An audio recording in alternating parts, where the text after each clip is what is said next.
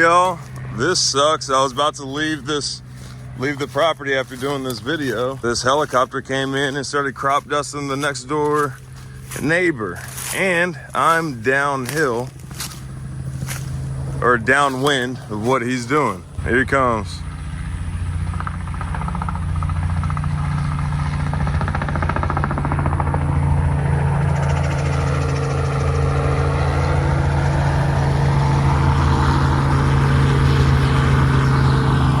Yep, just spraying like crazy. Yeah, so they're spraying this field over here with weed killer, I'm assuming. That, I mean, it smells like Roundup, it smells like glyphosate.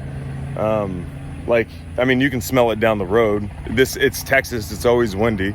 It's always gonna blow downwind, and the guy was spraying it directly on top of this fence line, the same one. I probably shouldn't even be standing here right now. But yeah, he sprayed directly on top of this fence line and then did a couple passes back and forth.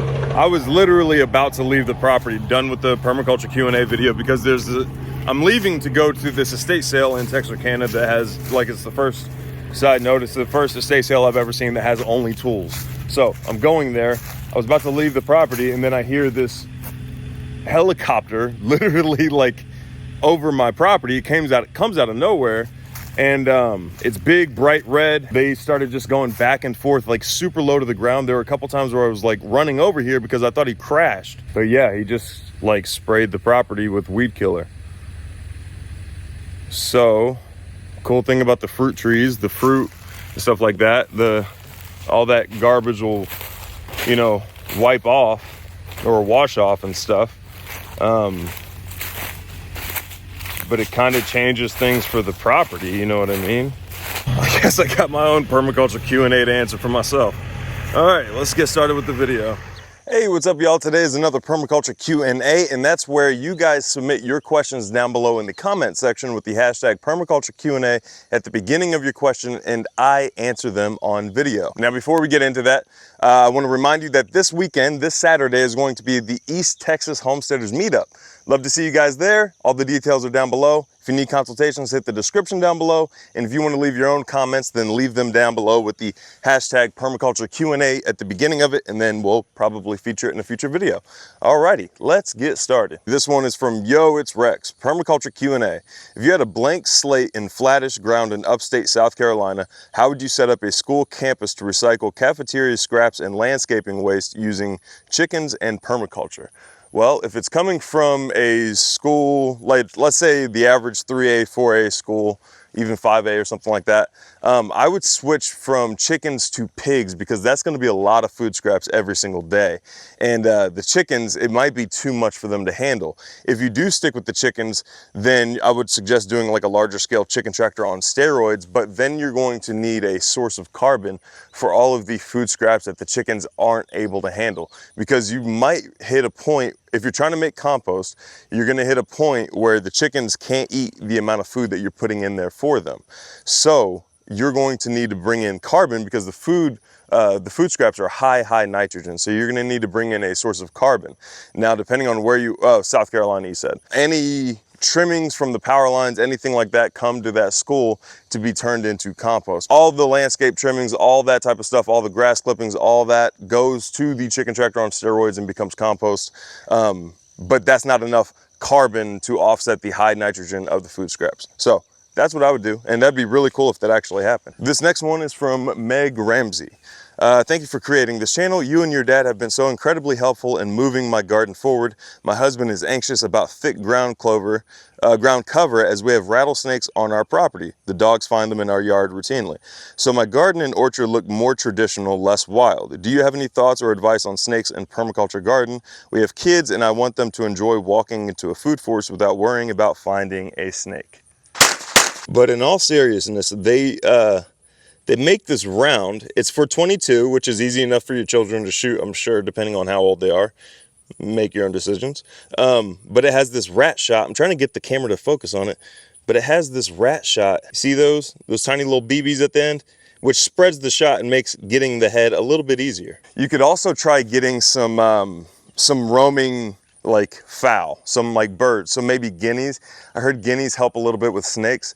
They also help a ton with ticks. They are the dumbest bird in existence, so you'll have to deal with that. They will walk into a car as it is driving down the road, so you'll probably need to order 3 times to 4 times the amount that you want to intend to keep, because they will slowly start dying off because they're guineas and the dumbest birds on earth.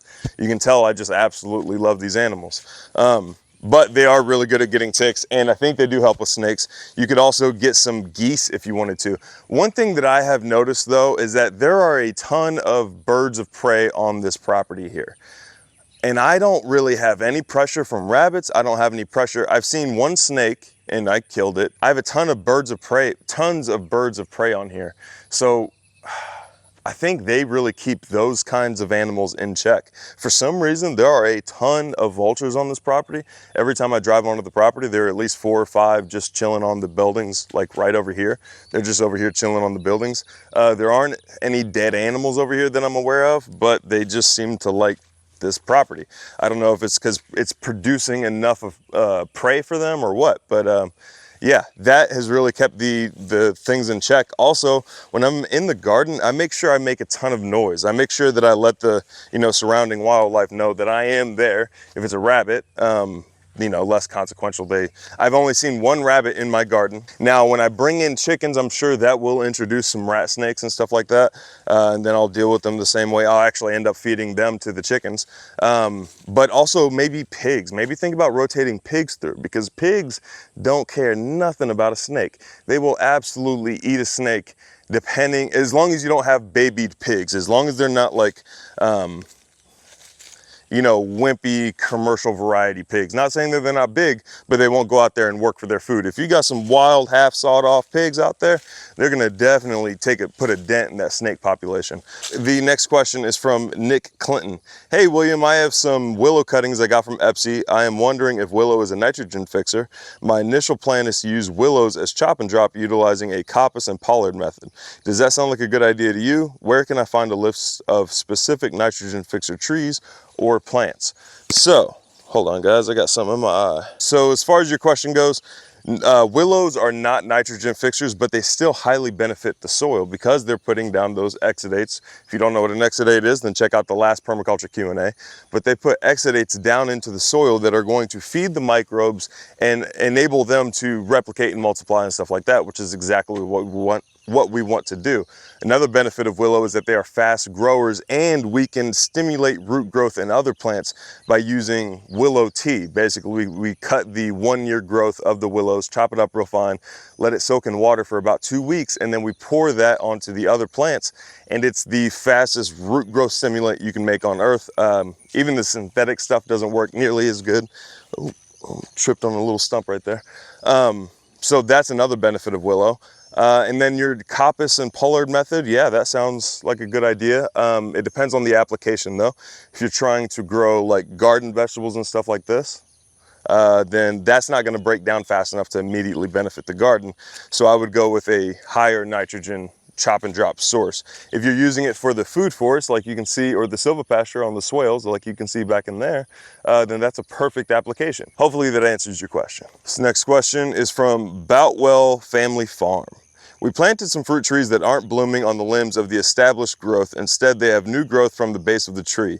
What should we do? Should we cut down the older growth and then let the new growth establish? Types of trees: plum, pear, peach. They were in pots except the pear, which was bare root. So it sounds like let me show you an example over here. We'll go over to the orchard. Alrighty, so this tree might look familiar. This is the pear, I think, or apple. Can't remember which one it is. I think it's a pear. But it's the pear that we did the chop and drop around. So on this pear, you can see this new growth right here. This is growing at the base of this pear. And you also notice this part is grafted, or this part right here is grafted to this part right here. This is the root stock that this scion was grafted to. So this part of the tree produces really good roots, which is why this was glued basically to that one, because this produces better fruit than that one does, but that produces better root than this one does. So what I'm trying to say is that if you're trying to produce fruit, then you want to cut the rootstock off because you want it only producing roots. You want the only thing leafing should be the scion. So cut the rootstock off. If it's green below the graft union, then cut it off. Even if it's green close to the ground and it's above the graft union, I would still cut it off, because it's just going to be a future nightmare and a place for diseases to occur. There we go. It's an apple tree. Next one from Petros Malik. Hi William, great permaculture content as always. I've been following your work for a long time. I know you said many a time that it's best to avoid having lawn and use the soil to grow food instead. I agree, but realistically in some suburban settings with small children who want to play outside, etc., it can't be avoided. We've missed ours since seeding it 2 years ago and are increasingly enlarging the area of garden beds, fruit shrubs, and trees. Having said that, a portion of the lawn will always be there, at least for the foreseeable future. What would your advice be for keeping a lawn area in between garden beds and mini orchard that's actually profitable for the surrounding plants rather than acting as an inhibitor? All right, so good question. And I'm not that strict on lawns. It just, like, a 5-acre lawn doesn't make any doggone sense. I completely understand having like a section of the property where it's like, you know, for the kids to play, some safe place for the kids to play, preferably by the house, which is also just so happens to be a good place to put other systems right by the house, because it's such close proximity to a place where you spend the majority of your time. So that's the biggest criticism of lawns, but it also is a really good place to have your kids play in close proximity to where you spend a lot of time.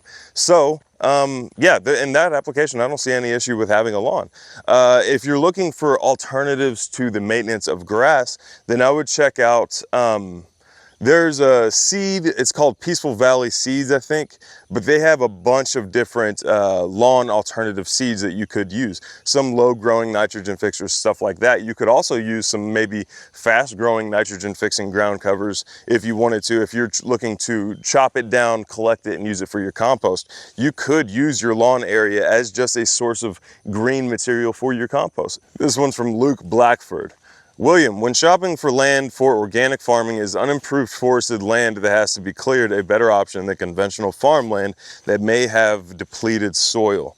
So in either case, you're gonna have to fix the soil. Just get your head around that. Just because it's in a forest doesn't necessarily mean that it has better quality soil in it. It does mean that it's gone, you know, fallow for an extended period of time. So I would say, like, you're gonna find this was overgrown forest. This used to be, years ago, this used to be cattle farm, just like the property over there to the west. But then it was just left alone and it turned into new growth forest. So this is always going to be cheaper than pasture land. So you could get more bang for your buck if you're doing it that route. But starting with an overgrown forest gives you the option, it gives you the option of shade very, very quickly. You can increase the sun in this area immediately, but it's going to take years and years and years for you to build up a canopy to provide shade. So you get to strategically determine where you're going to have shade and where you're going to have sun. So let's say, so this is a perfect environment for my pigs to run through, because there's enough sun for vegetation and future grass to grow in between these trees, but there's enough shade so where my pigs don't overheat. Also, your animals put on weight faster if you give them shade. Like I said, this is enough sun to grow grass. If I can grow grass, it means I can graze sheep. It means I can graze cows. So hopefully this video was helpful for you guys. Can't wait to see you guys this weekend. Thank you guys so much for watching. And until next time, we'll see you.